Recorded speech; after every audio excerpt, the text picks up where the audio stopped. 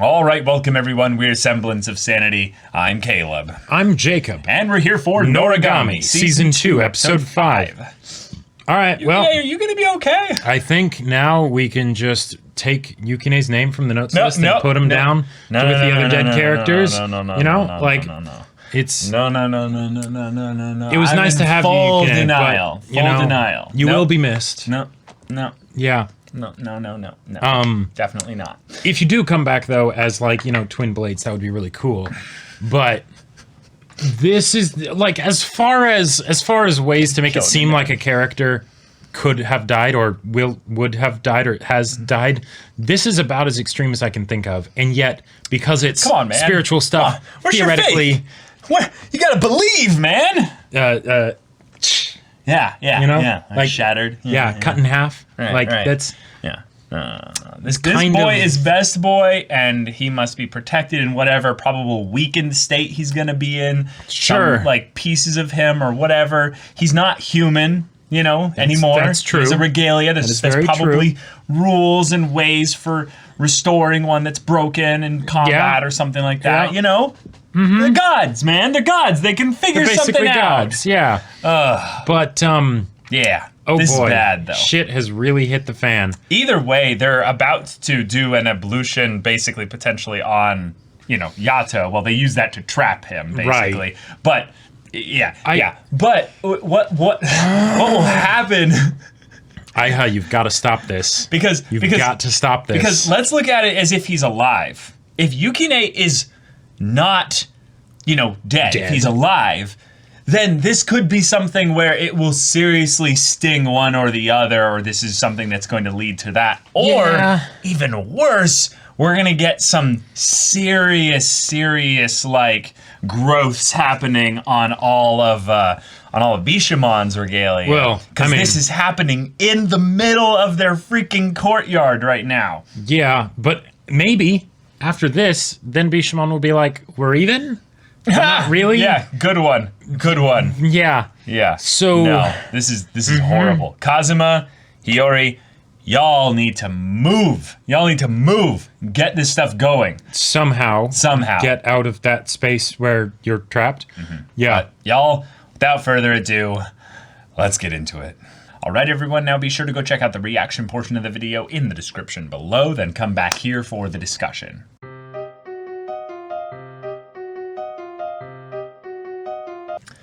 Wow, that was a gut punch. That was, yeah. First of all, Yukine's okay. You were somehow right about dual swords thing. Where did that come from? He was split in half. Like, I was, because if he's in the form of a sword, right, theoretically, okay, Yato was terrified, but at the same time, he's not in a physical body, so bleeding out and things like that don't necessarily mean anything. Yeah. Right, and if you have a blade that gets cut in half, theoretically, you could just take it into two blades. Oh my god! I just can't believe that we were both right about completely different things than what we were kind of talking about. But that's amazing. So, Yukine is okay, wonderful.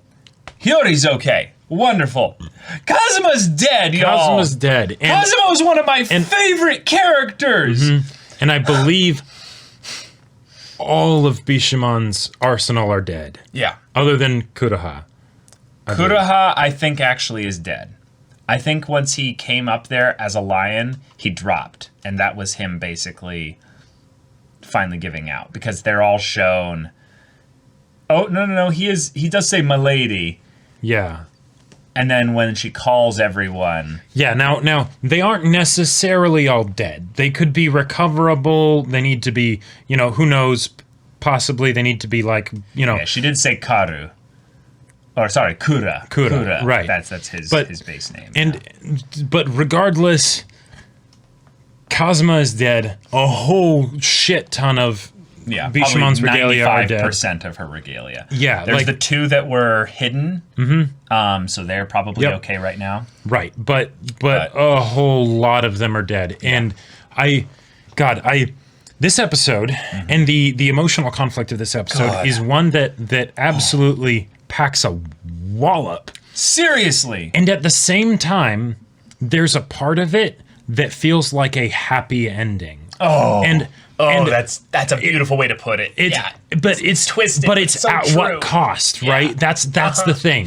The tragedy is that it came at a cost that is too high, right? Impossibly high. Impossibly high. Yet we were able to get there, right? And it's because Bishamon was willing to be vulnerable and reveal and unleash all the emotion that she'd kept pent up inside, because she doesn't want to face all that pain. But the problem is that she herself on her own was not capable of doing that. Right? So she needed people like Kazuma. Well, she needed specifically Kazuma. Yeah. Because she did not allow any of her other regalia to get to that point where she would be that close with them. Yep. And that's why this happened again. Yep. Because she was so living in the past, she wasn't able to move on from the past. Hence Kazuma is her number one in everything. Exactly, right. She wasn't willing to experience the potential pain of losing her clan again, so she didn't allow them to truly become her family. Yep.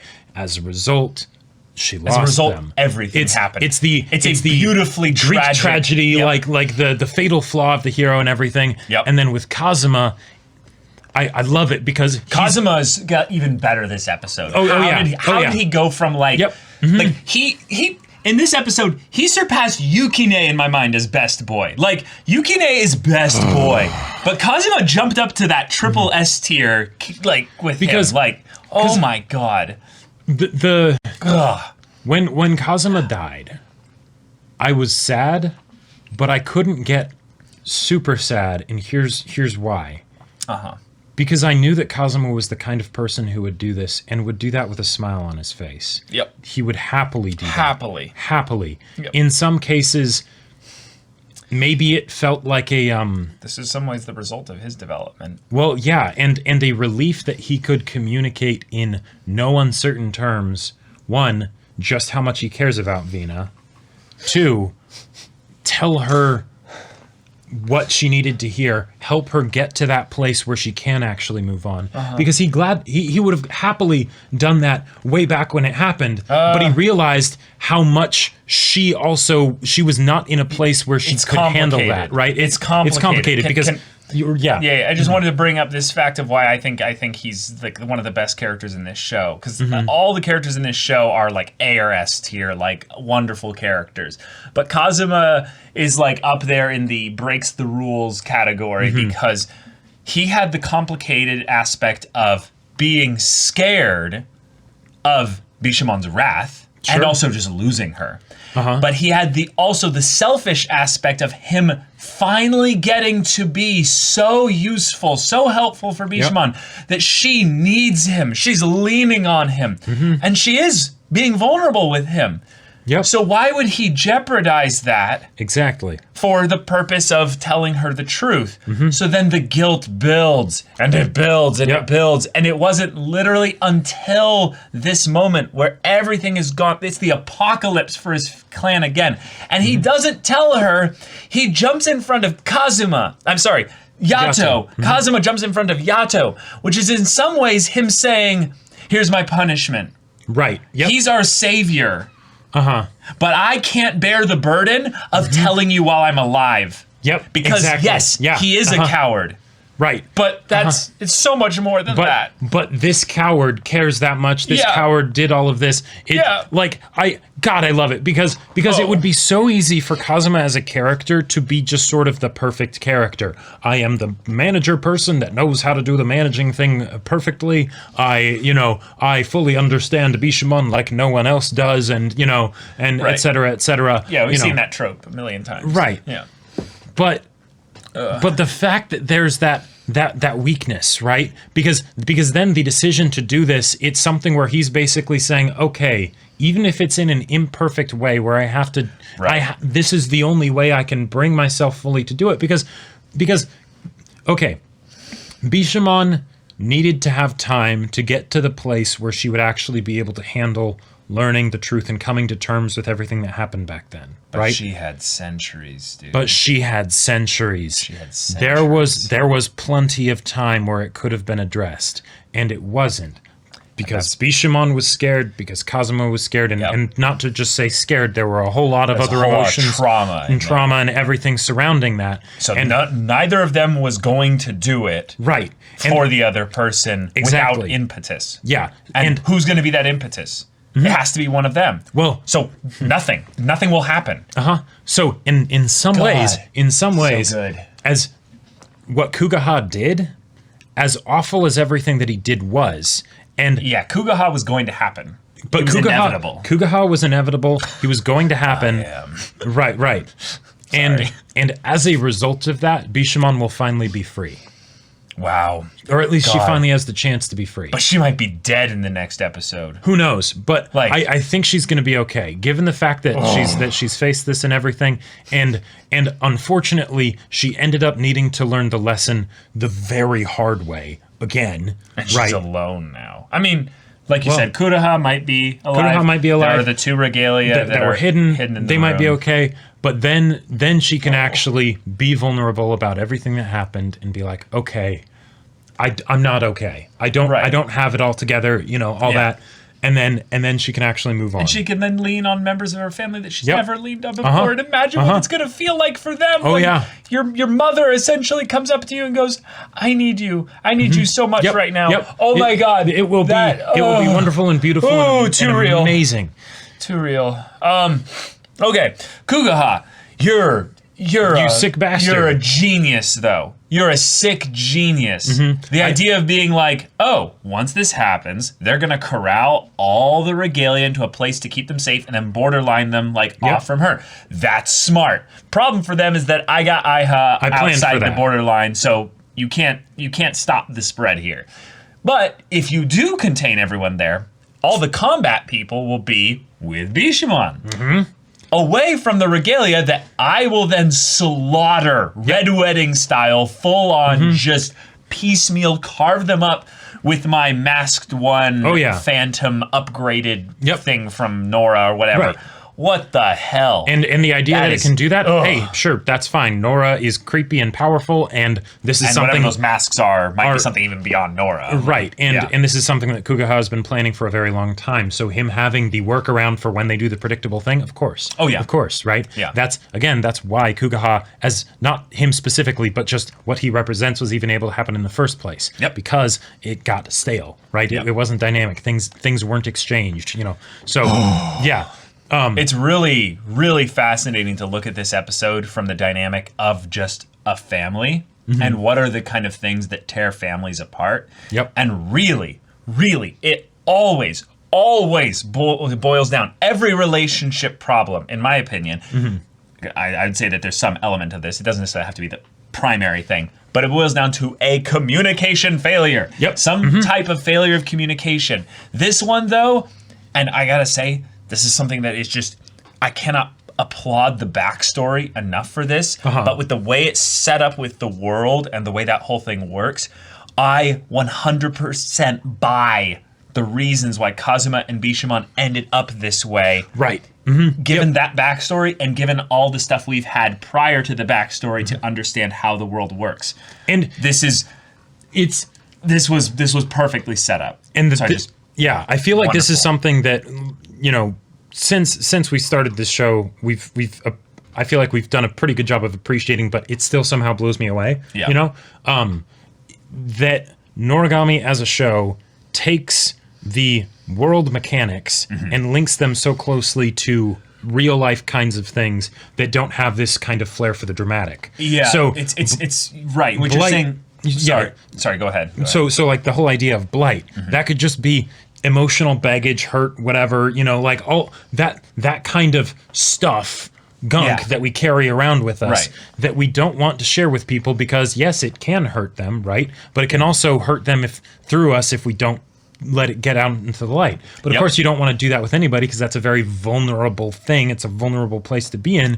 So it needs to be with specific people. But if you don't let that... don't do anything, the ones, especially the ones closest to you, they're the ones that are going to feel that. Right, exactly. Unless you let it out. Right, so you need to let it out, even if it's in a way that is raw and imperfect, because then at least there's something that you can work with. And then you become a bickering, complaining, whiny little trash god. And oh my god. And maybe you don't become a bickering, complaining, whiny little trash god, but even that is still progress. It right? is much better than nothing. That's something that you can work with. In season 1, the big problem with Yato and Yukine's relationship back then is that they didn't properly bicker, right? That, you know, they would, you know, Yukine might rebel. Well, right, but not... But like they weren't communicating. They weren't communicating. Yeah. When there was the whole blight thing happening, Yato kind of stuffed it inside. Yukine kind of stuffed it inside. There was no communication happening, and then as a result, it went badly. Yeah. In Bishimon's case, because this is scaled up to hundreds of regalia or whatever, over hundreds of years. Right, over hundreds of years. Yep. Yeah, where this thing has been going, and for very deep set, rooted reasons for why it will remain stagnant, why she won't change, because she got a very good lesson in what can happen when you actually are vulnerable, right? As a result, eventually, this thing will happen. And so it feels like this. Good. It's like it's this wonderful life lesson for us as people to not let this kind of thing happen within our own lives and within ourselves. Because even if it doesn't, even if it won't be some crazy like medicine man that's trying to kill you so he can become a god or servant, whatever, all god spirit stuff, it'll be something. Yeah. And it will have disastrous consequences. Not just for you. Right, exactly. And that's the part that I feel like is really tough to talk about in relationship dynamics, is the idea of needing someone. And I feel like this is something that might be more of a cultural thing, but in the US, one of the primary things that we're taught via culture, I would say, in a lot of ways, is that you don't need anyone. You don't need anyone. You are sufficient, which... Independent and... Yeah, which there is a good nugget of truth in that. Yeah, there's lots of strength that can be gained from that, but it's not fully true. Right, that can become stale if that's all you take. Well, yeah. You don't want to eat just one type of food for your whole life. Exactly. So in this case here, we have someone who acknowledged that they needed others, but they put that burden on one. And now this is the part where I think that it's really amazing how Bishamon, again, I think Bishamon is also one of my favorite characters of this archetype. Same. But is the idea that Bishamon saw that she was weak and that she needed others. And thus she devoted so many people's roles to her self-care. Sure. In the fact that she basically spent most of her time doing this and stuff, and then also delegated a lot of positions with regards to combat and stuff to others, even though an overwhelming majority of it was Kazuma, which they did foreshadow quite a bit over the course of time. But self-care in terms of like just kind of keeping things mitigated and stuff is great. That is a good starting point. But eventually you're going to need to be put into a situation where you allow other people to need you. Oh, and okay. I think that Bishamon, by the fact that she didn't really interact with any of the other regalia that much, shows that she was worried, potentially, about there being something that could happen in the connection that could cause a repeat of last time. Yep. Now, that fear needs to also be addressed in the self-care.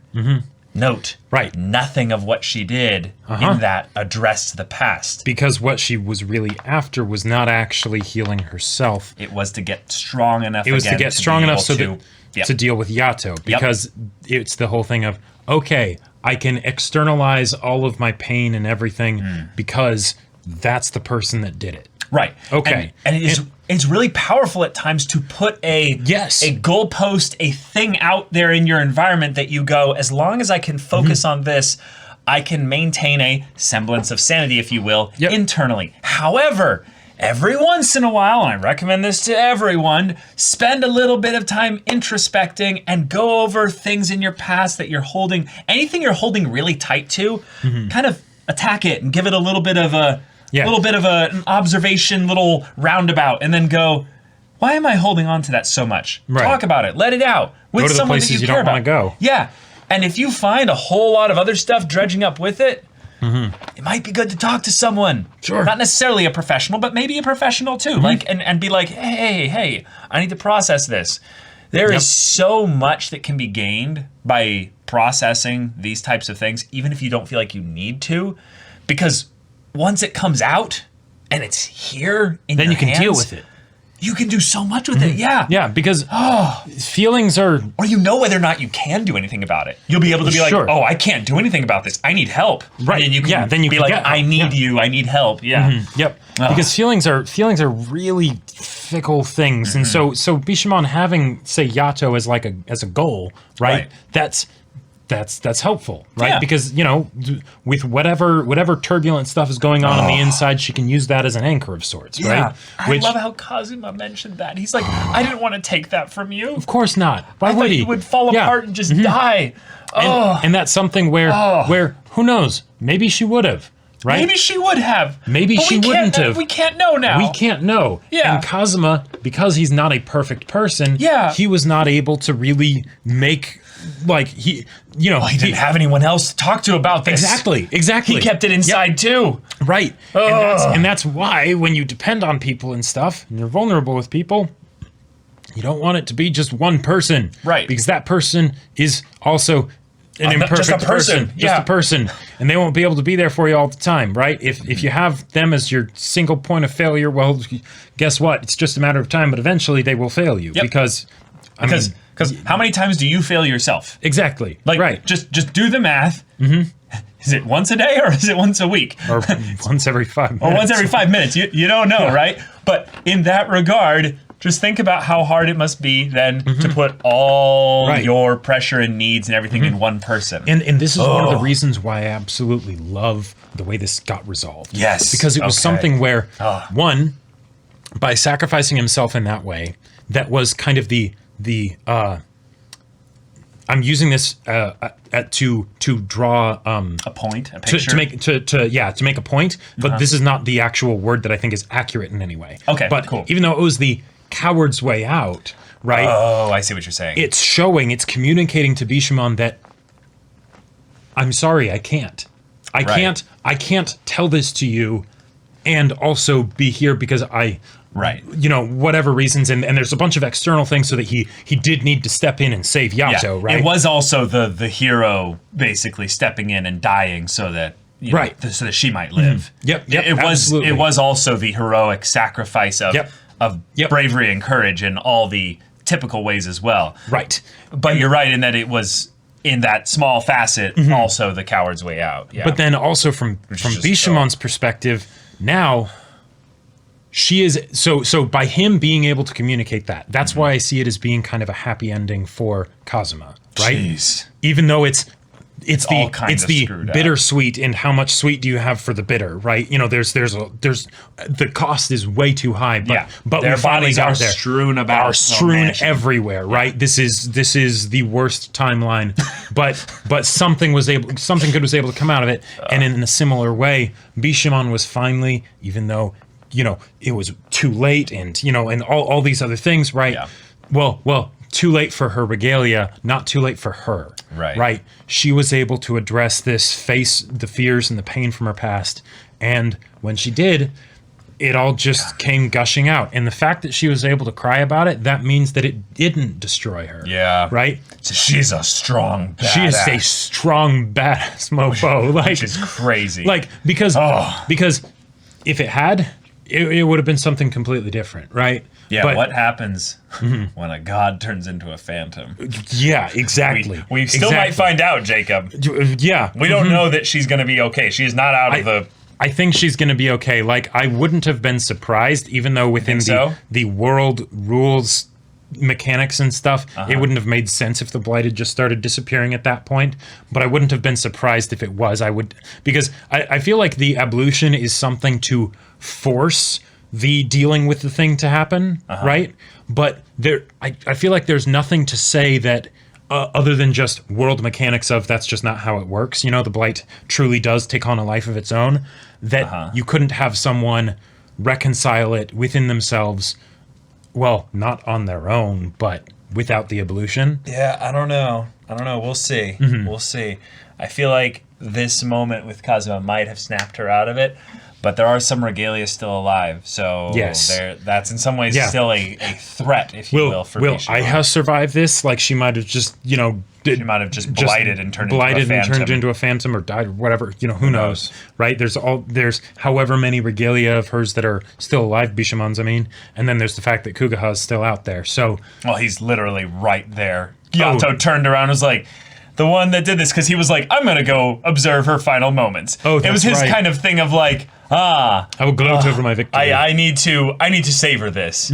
Because in some ways, while his plan worked perfectly, he is very much has that crazy look of drinking this whole thing egomaniac kind of. Well, right, and from from the perspective of a psycho murder doctor, he's been planning this for how many hundreds of years or whatever? Like, he's been planning this for a long time. Oh, it was a gradual thing. Okay, that's a good point. Because it would have been a portion of time that he was her regalia. But it's been a long-ass time that he's probably been thinking about doing this, right? As long as we know how long he's been a regalia of hers. So that I got you. I'm just saying it doesn't need to be something that he's been planning for hundreds of years. That is true. Yeah. But a long-ass time. Yeah. If you're planning for this thing for a long ass time and it is personal, it's not just like a cold thing, right?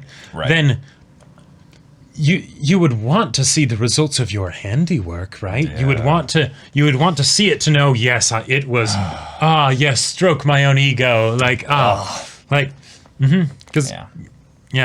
that would just make it more poetic when he gets gutted. Do you think he's gonna win though? No. Do you think he's gonna be reborn as Bishamon? You sure? Nope. No? Okay. What are your odds? I'd give him about 2%. Whoa. Yeah. Really? I think. Okay. Because what if Nora shows up? Well, if Nora shows up, Kugaha is like... Kugaha's done. Like, the only reason that Kugaha is, in my mind, still alive is because Nora is not here. Because Nora has no reason to be invested in him specifically. If his plan failed, then, okay, he failed, right? Like, so, because Yukine survived, Nora is basically done here. She doesn't need it.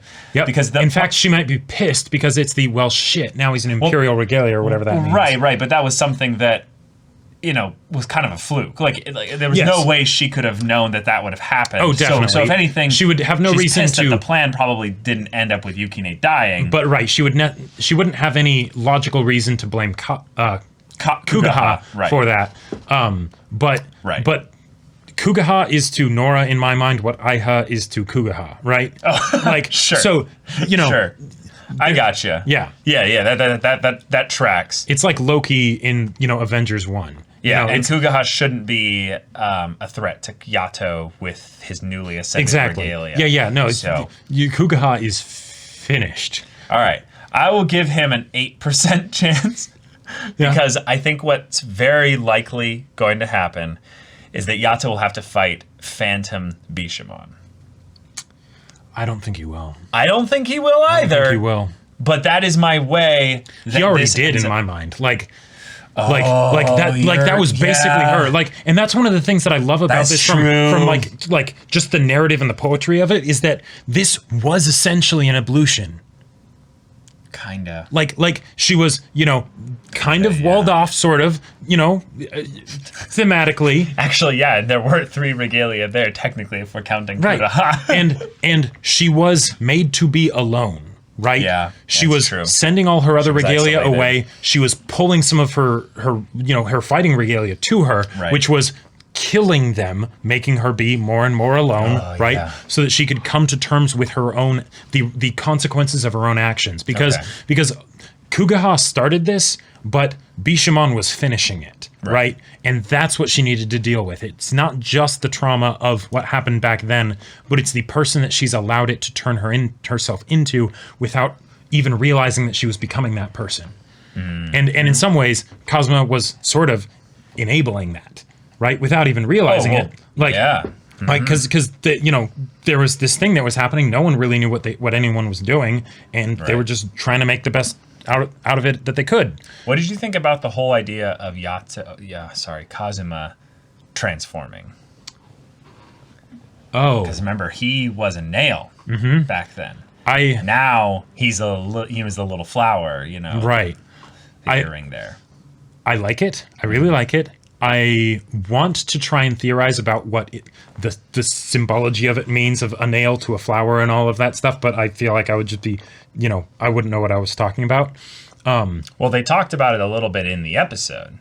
They had a little bit there where when we saw Yukine transform, right, and reforge and everything. It says it's rare, but there's some regalia that will transform. Only the most sincere and loyal of regalia. Right, but then at the end with Kazuma, he kind of said that I failed you. In truth, your words filled me with joy that I indulged, but I made you weep yet again. And I'm no imperial regalia at all. I'm nothing but trash. And that's exactly what an imperial regalia would say, because the kind of people that are truly sincere and loyal, they would never say that I am the epitome of sincerity and loyalty.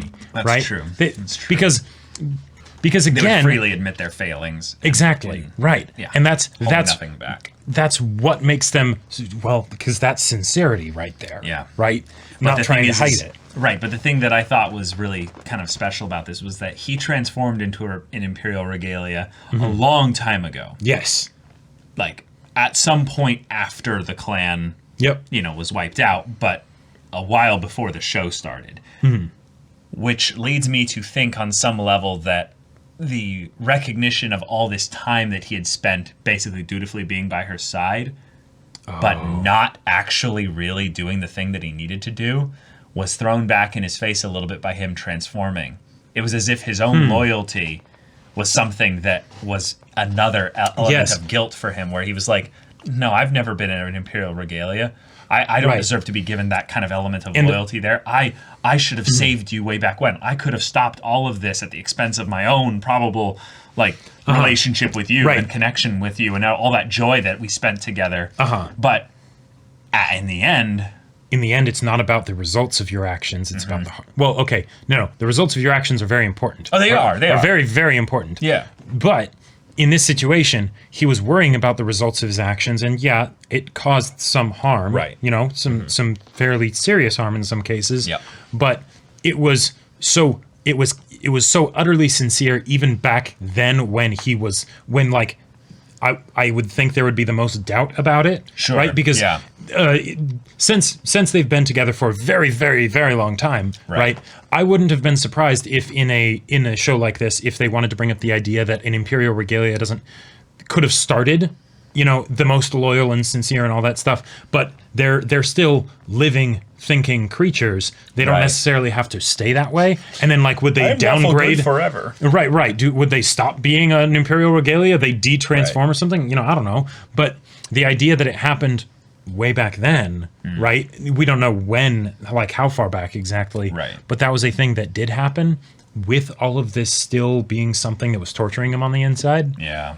That says a lot. Says a lot. So, but so much in this episode in terms of the emotional depth of what's going on between the characters here. I loved Hiyori's little insights and stuff. Hiyori was fantastic in this episode. But y'all, we are setting up for a big next episode. I don't think so. Oh, I think it's so. Going to be a quick one. I think it's going to be a really, really tough episode, because we have a whole lot of dead regalia. We have a god who is going to have completely lost her way. Well, no, she lost it a long time ago, and now at too high of a cost, she's found it again. That's the thing. That's the thing. It's not that easy, Jacob. It's not a snap. Yeah. She's not found her way yet. I completely disagree. I think she is on the right track now, finally. Right. She hasn't established a new groove. She's gotten out of her old one, and now she could start making a new one. It's been ripped away from her.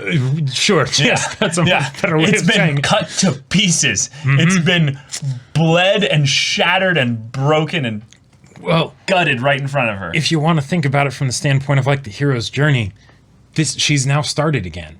Because Sure. she was sort of stuck in Reset her from state zero. that was, well, yeah, starting again from zero. And the mentor essentially has now died, right? So now she can truly figure out what kind of person she is really going to be. Not in response to the pain that happened to her all that time ago, but who's Bishamon?